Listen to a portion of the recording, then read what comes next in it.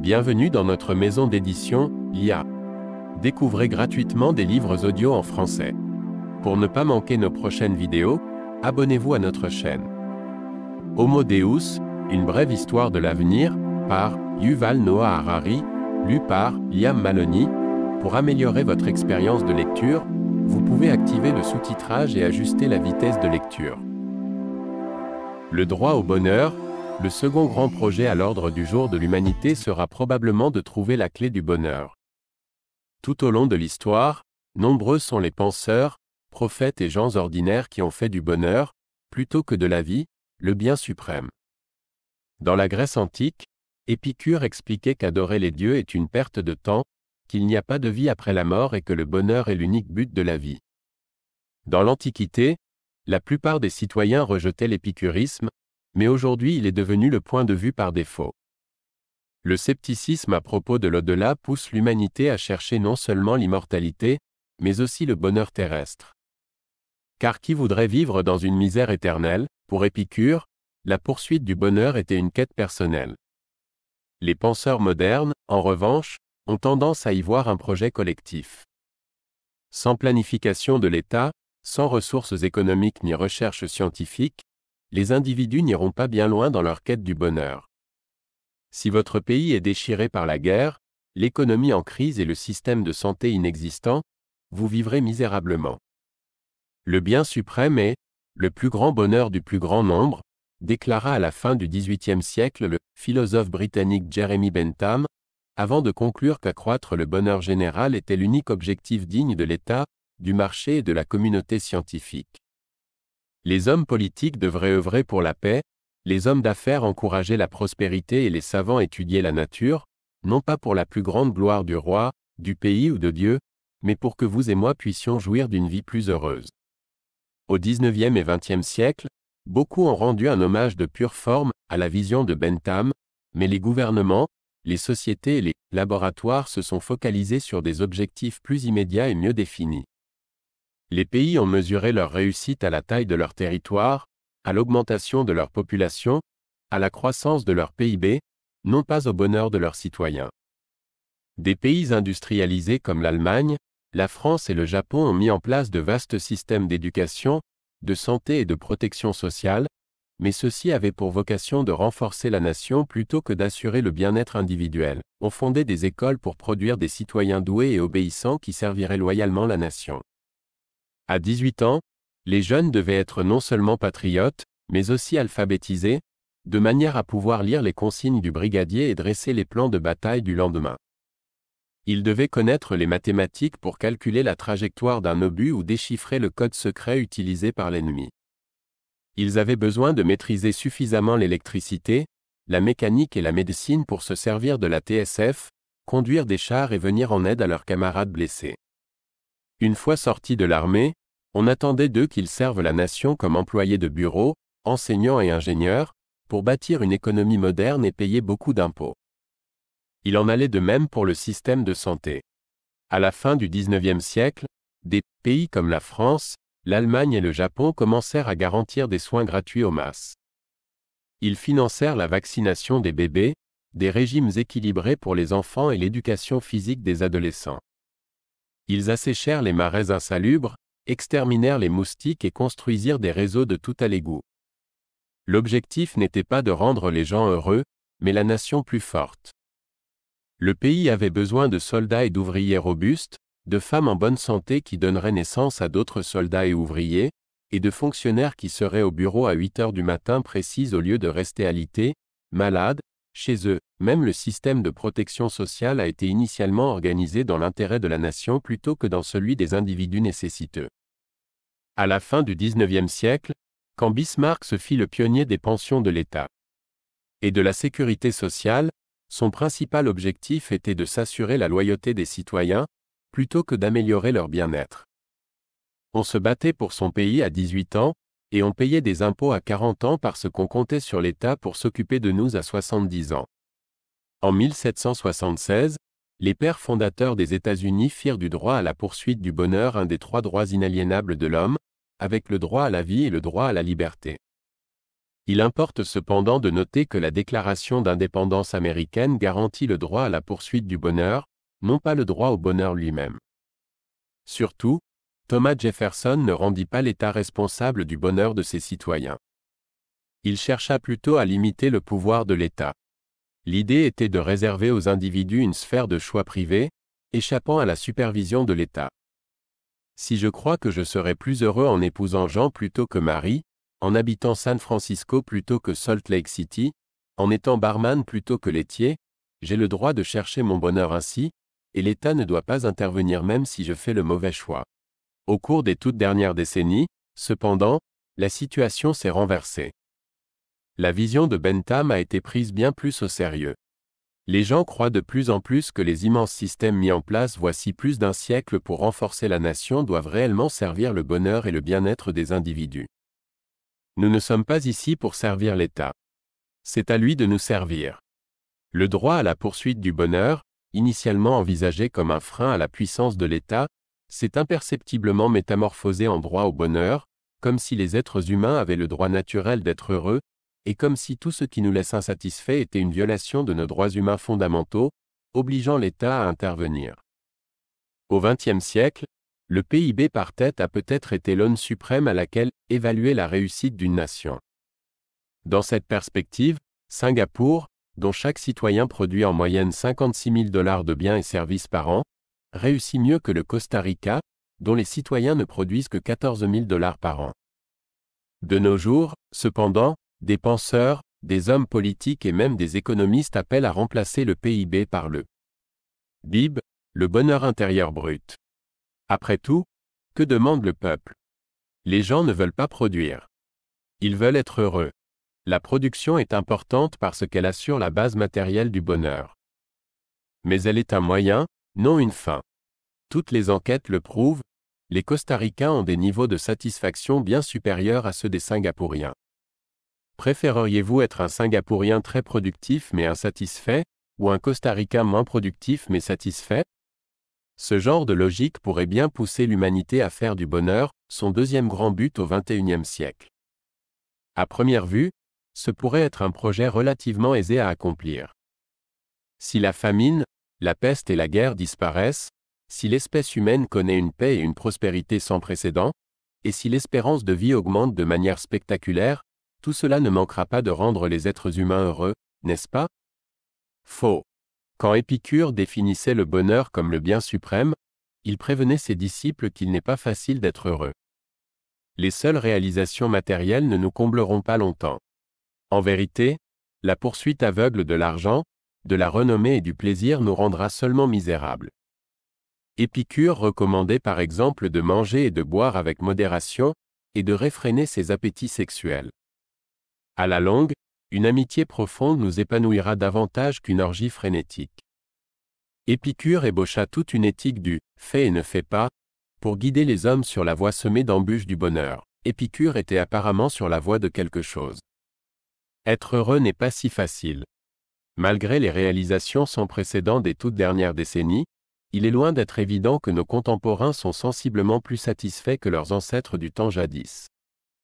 Il est en fait un signe de mauvais augure.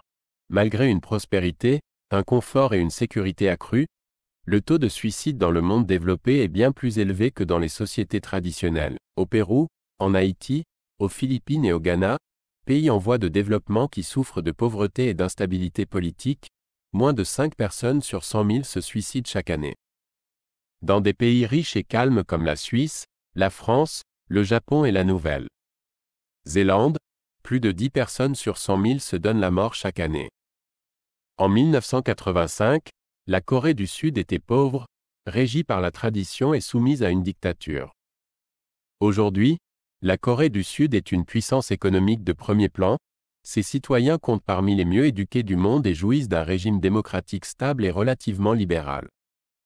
Mais, alors qu'en 1985 autour de 9 Sud-Coréens sur 100 000 se donnaient la mort, le taux annuel de suicide est de 36 pour 100 000 aujourd'hui. Il y a bien entendu des tendances contraires et bien plus encourageantes. La très forte diminution de la mortalité infantile s'est très certainement soldée par une augmentation du bonheur humain et a en partie compensé le stress de la vie moderne. Reste que, même si nous sommes un peu plus heureux que nos ancêtres, l'accroissement de notre bien-être est bien plus modeste que nous aurions pu l'espérer. À l'âge de pierre, l'homme moyen disposait d'environ 4000 calories d'énergie par jour, ce qui comprenait non seulement la nourriture, mais aussi l'énergie investie dans la confection d'outils, de vêtements, d'art et de feux de camp. Aujourd'hui, l'Américain moyen dépense 228 000 calories d'énergie par jour pour remplir son estomac, mais aussi sa voiture, son ordinateur, son réfrigérateur et sa télévision. L'Américain moyen dépense 60 fois plus d'énergie que le chasseur-cueilleur moyen de l'âge de pierre. Est-il pour autant 60 fois plus heureux? Un tel optimisme peut bien nous laisser sceptiques. Et même si nous avons surmonté nombre des fléaux d'antan, il est sans doute bien plus difficile d'atteindre un bonheur total que d'abolir carrément la souffrance.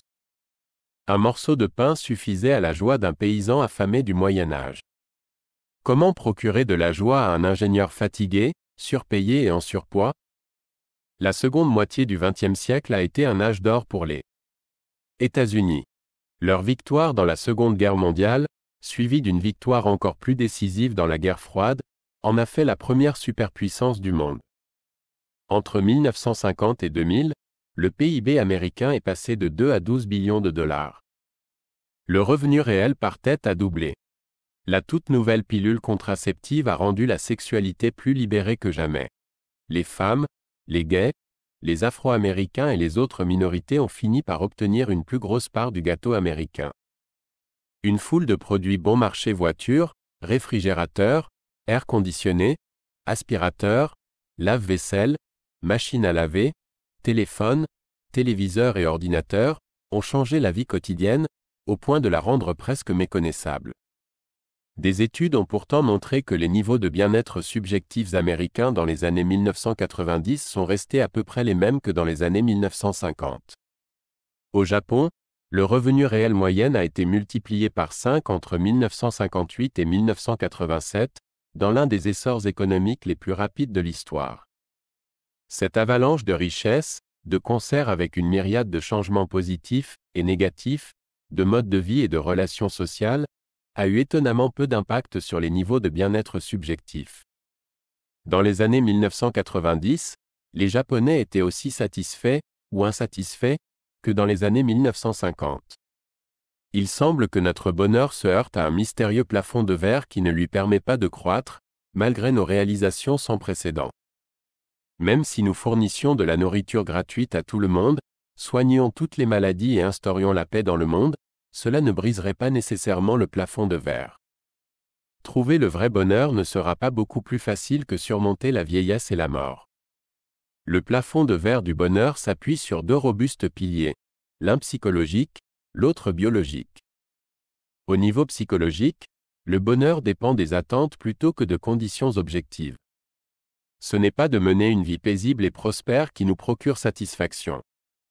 Nous sommes plutôt satisfaits quand la réalité répond à nos attentes. La mauvaise nouvelle, c'est que les attentes s'envolent à mesure que les conditions s'améliorent. L'amélioration spectaculaire des conditions de vie que l'humanité a connues dans les dernières décennies se solde par de plus fortes attentes, plutôt que par un plus grand contentement. Si nous n'y faisons rien, nos réalisations futures pourraient bien nous laisser tout aussi insatisfaits. Au niveau biologique, c'est notre biochimie, plutôt que notre situation politique, sociale et économique, qui détermine à la fois nos attentes et notre bonheur. Selon Épicure, nous sommes heureux quand nous éprouvons des sensations plaisantes et échappons aux sensations désagréables.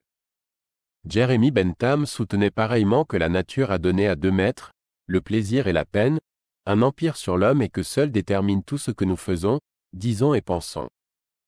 John Stuart Mill, le successeur de Bentham, expliqua que le bonheur n'est rien d'autre que le plaisir et l'absence de douleur, et que, par-delà le plaisir et la peine, il n'est ni bien ni mal. Qui essaie de déduire le bien et le mal d'autre chose, comme la parole de Dieu ou l'intérêt national, vous dupe et se dupe peut-être lui aussi par la même occasion. Au temps d'Épicure, un tel discours était blasphématoire. Au temps de Bentham et de Mill, il était hautement subversif. À l'aube du XXIe siècle, il est devenu l'orthodoxie scientifique. Suivant les sciences de la vie, bonheur et souffrance ne sont que des équilibres différents de sensations corporelles. Nous ne réagissons jamais aux événements du monde extérieur, seulement aux sensations physiques. On ne souffre pas d'avoir perdu son emploi ou divorcé, ou parce que le gouvernement a déclaré la guerre. La seule chose qui rende les gens malheureux, ce sont les sensations désagréables éprouvées par leur corps. Perdre son travail peut certainement déclencher une dépression, mais la dépression est elle-même une sorte de sensation physique désagréable. Un millier de choses peuvent nous fâcher, mais la colère n'est jamais une abstraction. Elle est toujours éprouvée comme une sensation de chaleur et de tension dans le corps, c'est pourquoi elle peut vous mettre en rage, d'où l'expression « brûler de colère ». Inversement, la science nous dit que ce n'est pas obtenir une promotion, gagner à la loterie ou même trouver le grand amour qui rend heureux. Il est une seule chose, et une chose seulement, qui rendent les gens heureux, les sensations agréables. Imaginez-vous dans la peau de Mario Götze, le milieu de terrain de l'équipe allemande de football, pendant la finale de la Coupe du Monde de 2014 contre l'Argentine. 113 minutes se sont déjà écoulées, et le score est toujours de 0-0. Il ne reste plus que 7 minutes avant la redoutable épreuve des tirs au but. 75 000 fans excités se pressent dans le stade Maracana de Rio, des millions et des millions de téléspectateurs à travers le monde suivent le match en retenant leur souffle. Vous êtes à quelques mètres des buts argentins, quand André Schürrle fait une magnifique passe dans votre direction. Vous contrôlez le ballon de la poitrine, il retombe vers votre jambe, vous le frappez de volée et vous le voyez passer devant le gardien argentin puis s'enfoncer dans les filets. Goal! Le stade est en éruption comme un volcan. Des dizaines de milliers de gens hurlent comme des fous, vos coéquipiers courent pour vous enlacer et vous embrasser. À Berlin et à Munich, des millions de gens versent des larmes devant leur petit écran. Vous êtes en extase, mais ce n'est pas à cause du ballon dans les filets argentins ni à cause des réjouissances qui se poursuivent dans les Biergartens bavarois. Vous réagissez en fait à la tempête de sensations qui se déchaînent en vous. Vous avez des frissons dans le dos, des ondes électriques inondent votre corps, vous avez l'impression de vous dissoudre en millions de boules d'énergie qui explosent. Il n'est pas nécessaire de marquer le but de la victoire dans la Coupe du Monde pour éprouver de telles sensations. Si vous recevez une promotion inattendue au travail et que vous vous mettiez à sauter de joie, vous réagissez au même genre de sensations. Les parties les plus profondes de votre esprit ne savent rien du football ou des autres métiers. Elles ne connaissent que les sensations. Si vous êtes promu, mais que, pour une raison ou pour une autre, vous n'aviez pas de sensations plaisantes, vous ne serez pas content. Si vous veniez d'être viré, ou de perdre un match de foot décisif, mais que vous ressentiez des sensations très agréables, vous avez peut-être ingéré telle ou telle substance, vous pourriez bien vous sentir au 7e ciel. La mauvaise nouvelle, c'est que les sensations agréables retombent vite. Tôt ou tard, elles laissent place à d'autres, désagréables. Même marquer le but de la victoire en finale de la Coupe du Monde n'est pas un gage de félicité durable. En fait, ça pourrait même bien être la fin des haricots. De même si, l'an dernier, j'ai bénéficié d'une promotion inattendue, je pourrais bien occuper ce nouveau poste alors que les sensations très agréables que j'ai éprouvées en apprenant la nouvelle se sont effacées en l'espace de quelques heures. Si je veux retrouver ces merveilleuses sensations, je dois décrocher une nouvelle promotion. Puis encore une autre. Si je ne l'obtiens pas, je pourrais bien finir beaucoup plus amer et contrarié que si j'étais resté un simple pion. Tout cela est la faute de l'évolution. Depuis des générations, notre système biochimique s'est adapté de manière à accroître nos chances de survie et de reproduction, mais pas notre bonheur. Le système biochimique récompense les actions propices à la survie et à la reproduction par des sensations agréables. Mais ce n'est qu'une astuce éphémère pour nous motiver. Nous nous battons pour obtenir de la nourriture et des partenaires afin d'éviter les sensations déplaisantes que procure la faim et afin de jouir de goûts agréables et de délicieux orgasmes. Or ces goûts et ces orgasmes ne durent pas très longtemps, et si nous voulons les ressentir à nouveau, nous devons rechercher davantage de vivres et de partenaires. Que se serait-il produit si une mutation rare avait créé un écureuil qui, après avoir mangé une noisette, jouissait d'une sensation de félicité éternelle? Techniquement, cela pourrait se produire en recablant le cerveau de l'écureuil. Qui sait? Peut-être est-ce arrivé voici des millions d'années à un écureuil heureux? Mais, en ce cas, cet écureuil a joui d'une vie aussi heureuse que brève, et cela a signé la fin de cette mutation rare. car l'écureuil béat ne se serait pas donné la peine de chercher d'autres noisettes, encore moins d'autres partenaires. Les écureuils rivaux, qui avaient de nouveau faim 5 minutes après avoir grignoté une noisette, avaient de bien meilleures chances de survivre et de transmettre leurs gènes à la génération suivante. Pour la même raison exactement, les noisettes que nous, les hommes, cherchons à ramasser, emploi lucratif, grande maison, beaux partenaires, nous satisfont rarement longtemps. D'aucuns diront sans doute que ce n'est pas si mal, que ce n'est pas le but qui rend heureux, mais le voyage. L'ascension de l'Everest procure plus de satisfaction que de se tenir à son sommet. La séduction et les préliminaires sont plus excitants que l'orgasme. Et mener des expériences révolutionnaires en laboratoire est plus intéressant qu'être couvert de louanges et de récompenses. Cela ne change rien à la situation. Et reste le signe que l'évolution nous contrôle par un large éventail de plaisirs. Tantôt elle nous séduit par de douces sensations de félicité et de tranquillité, tantôt elle nous aiguillonne par des sensations grisantes d'allégresse et d'excitation. Quand une créature recherche quelque chose qui accroisse ses chances de survie et de reproduction, par exemple, de la nourriture, des partenaires ou un statut social, son cerveau produit des sensations de vigilance et d'excitation qui la poussent à des efforts toujours plus grands tant ils sont agréables. Dans une expérience célèbre, des chercheurs ont branché des électrodes au cerveau de plusieurs rats, permettant à ceux-ci de déclencher des sensations d'excitation en appuyant simplement sur une pédale. Quand on donnait aux rats le choix entre des aliments savoureux et appuyer sur la pédale, ils préféraient la seconde solution, un peu comme les enfants qui préfèrent les jeux vidéo plutôt que de se mettre à table. Les rats ne cessaient de presser sur la pédale, jusqu'à s'écrouler de faim et d'épuisement. Les hommes aussi préfèrent sans doute l'excitation de la course au repos sur les lauriers de la réussite. Pourtant, ce qui rend la course si attrayante, ce sont précisément les sensations grisantes qui l'accompagnent. Personne ne voudrait escalader des montagnes, jouer à des jeux vidéo ou se rendre à des blind dates, pour rencontrer des inconnus, si ces activités s'accompagnaient exclusivement de sensations déplaisantes de stress, de désespoir ou d'ennui. Les sensations excitantes de la course sont hélas aussi transitoires que les sensations de félicité provoquées par la victoire. Le Don Juan qui jouit du frisson d'une aventure sans lendemain, l'homme d'affaires qui jouit de se ronger les ongles en voyant le Dow Jones monter et baisser, et le joueur qui jouit de tuer des monstres sur son écran d'ordinateur ne trouveront aucune satisfaction à se souvenir de leurs aventures de la veille. Comme les rats qui appuient sans cesse sur la pédale, les Don Juan, les magnats et les joueurs ont besoin chaque jour d'un nouvel aiguillon. Pire encore, ici aussi les attentes s'adaptent aux conditions, et les défis d'hier ne deviennent que trop rapidement l'ennui d'aujourd'hui. Peut-être la clé du bonheur n'est-elle ni la course ni la médaille d'or, mais plutôt la combinaison d'un bon dosage d'excitation et de tranquillité.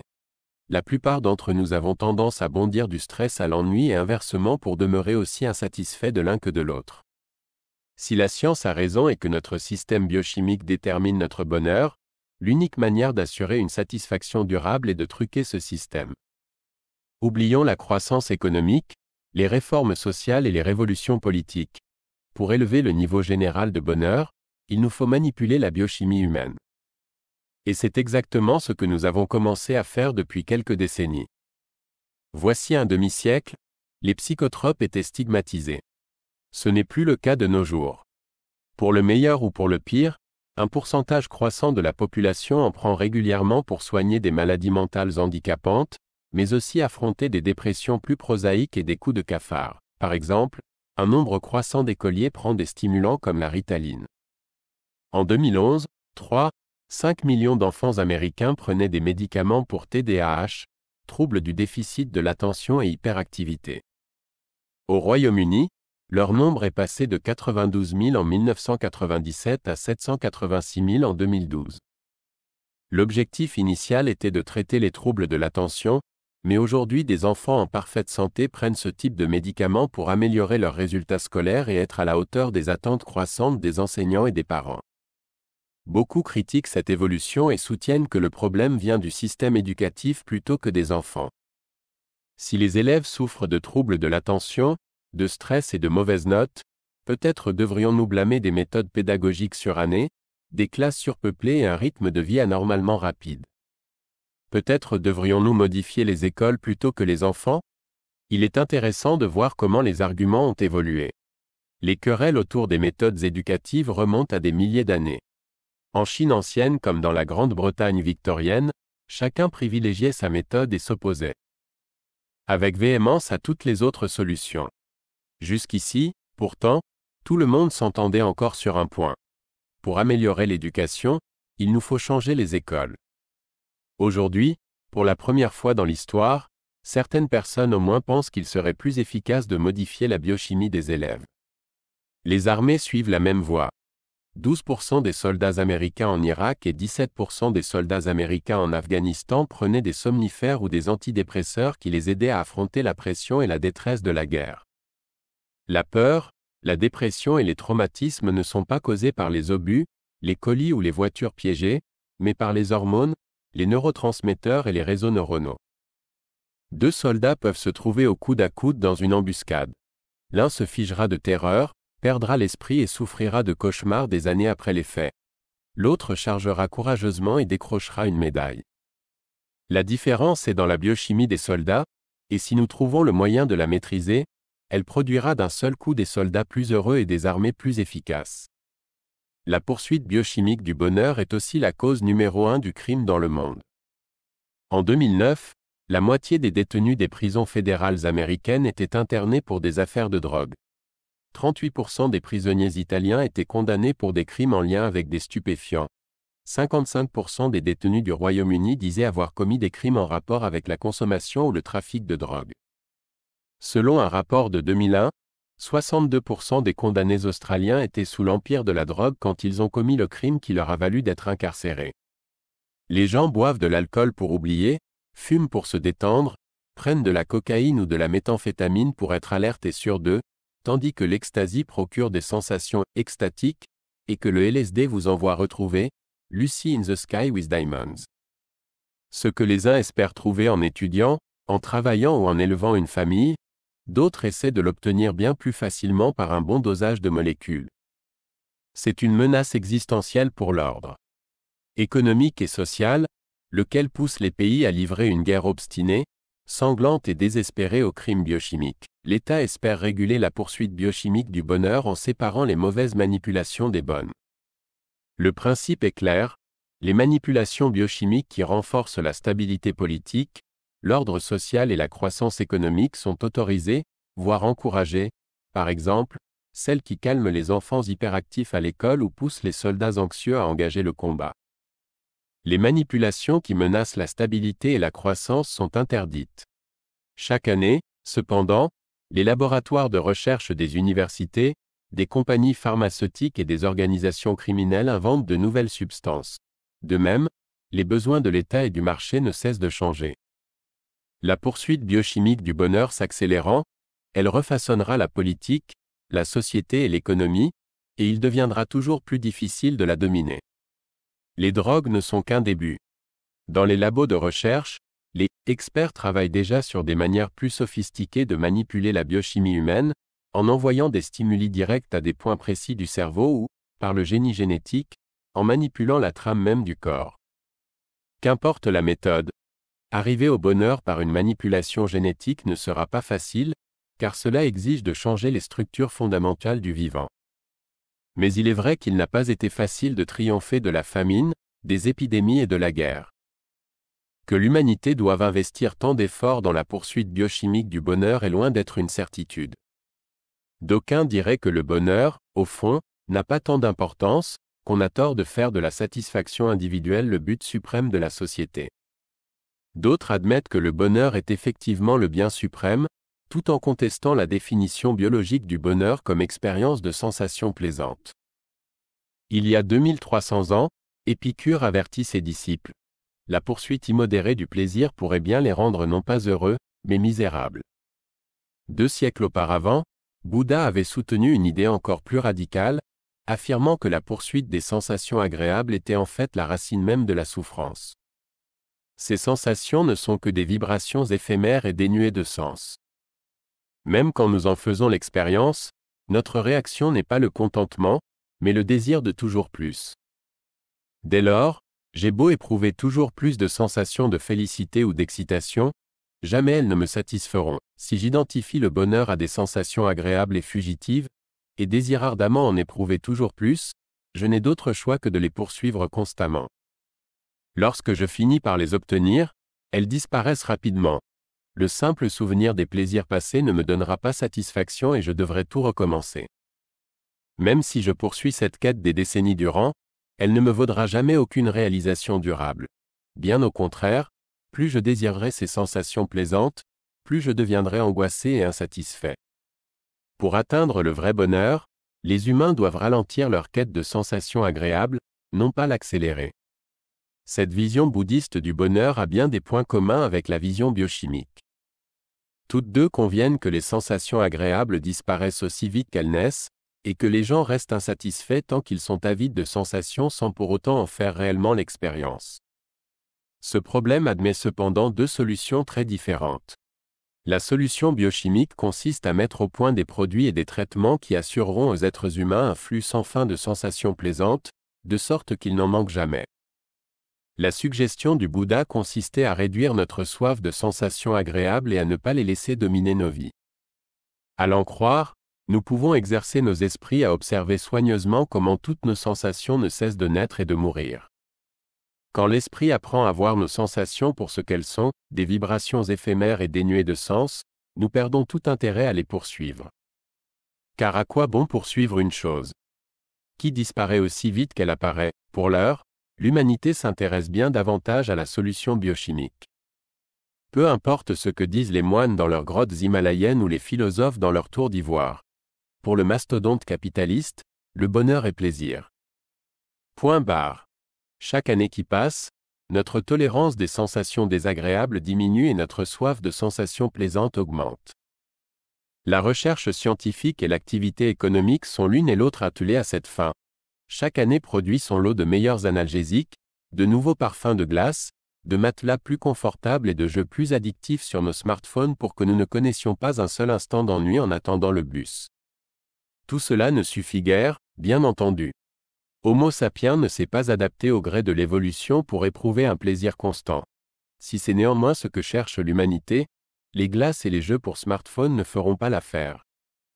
Il faudra changer notre biochimie et réorganiser nos corps et nos esprits. C'est donc à cela que nous travaillons. Qu'importe si cela est bien ou mal, mais il semble que le deuxième grand projet du XXIe siècle, assurer le bonheur de tous, implique de manipuler Homo sapiens pour qu'il puisse jouir d'un plaisir éternel. Cliquez sur I, en haut à droite de votre écran pour choisir le livre audio que vous aimeriez découvrir. Si cette vidéo vous a plu, vous pouvez mettre un « j'aime » et la partager à vos amis. Par ailleurs, visitez notre bibliothèque sur audible.fr pour explorer notre vaste sélection de livres audio réalisés par IA.